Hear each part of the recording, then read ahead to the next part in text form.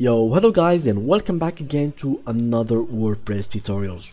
In this video I will be showing you how you can edit a page or any pages in your WordPress website. So for those who doesn't have a WordPress website already, I've already made a video about it. You can make a website really fast in like 2 minutes, and it will be really looking so good for you. And then if you have already an account, just make sure that you are on this page, which is the dashboard. If you don't know how to open it, go ahead and open wordpress.com/wp-admin and connect your information, which is something like login, username and password. So right now go to your dashboard and then go to your pages, and here we'll find all kind of pages that you will have on your website. You can add new pages by creating new by something like that. Something like that will be good. You can edit it, name it, do whatever you'd like to.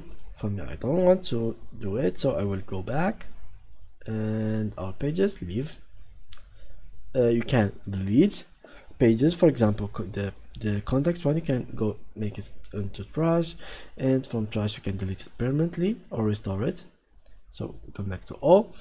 Here you can see which one are the published and which one are the draft. For example, the draft one is this privacy policy, so we click on edit and see what's in this page. We can check it and make sure that it's correctly, and after doing so you can click on publish, make it publish, and as you can see it is published now as the others.